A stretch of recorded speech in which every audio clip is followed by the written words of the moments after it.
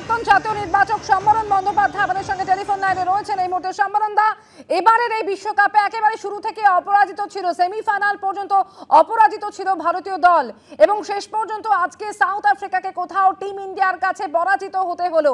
মানে দুরন্ত ছন্দে থাকা এটাই কি কোথাও টিম ইন্ডিয়াকে অনেকটা এগিয়ে রাখলো? সম্বরণ দা, দেখো একটা কথা বলি, আজকের যে ক্রিকেট ম্যাচটা দেখলাম, এটা আমার দেখা যে ওয়ার্ল্ড কাপ ক্রিকেট যদি বলো, এটা আমার দেখা one of the best match in the world cup. মানে কেন বলছি আমি, যে টেরিফিক ক্রিকেট ম্যাচ মানে ফাইনাল ক্রিকেট ম্যাচ। আজকে দেখো এই টিমটা লক্ষ্য করে দেখবে, আমি সকালবেলা বলেছিলাম যে এই টিমটায় কিন্তু প্রত্যেকেই পারফর্মার, মানে সবারই কিন্তু কন্ট্রিবিউশন আছে। লক্ষ্য করে দেখবে একমাত্র লোক একজনের কন্ট্রিবিউশন ঠিক করে আসছিল না, দ্যাট ইজ বিরাট কোহলি। আজকে বিরাট কোহলি 76 রান আবার প্রমাণ করে দিয়ে class never die, form is temporary. আমরা বলি না, ক্লাস কখনো মৃত্যু হয় না, ফর্ম হচ্ছে টেম্পোরারি। আরেকটা কথা, আজকে কিন্তু everybody played best of cricket, তাতে কোনো সন্দেহ নেই। কিন্তু একটি ক্যাচ ডেভিড মিলার, যাকে বলি কিলার মিলার, ডেভিড মিলারের যে ক্যাচটা হার্দিক পান্ডিয়া লঙ্গনের লাইনে ধরেছে, ইজ অ্যামেজিং, টেরিফিক ক্যাচ।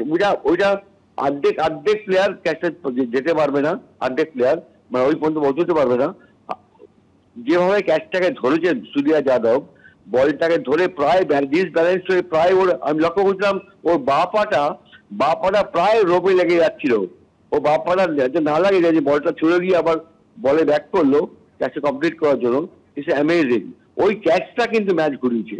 আরেকটা কথা আমি সকাল থেকে বলে যাচ্ছি, এভরিবডি ইজ ডুইং ওয়েল, কিন্তু বারে বারে বলেছি, একটি লোক যার 24টা বল কিন্তু ম্যাচের মেইন মানে গেম চেঞ্জার যাকে বলি, গেম চেঞ্জ করে, তার নাম জসপ্রীত বুমরা।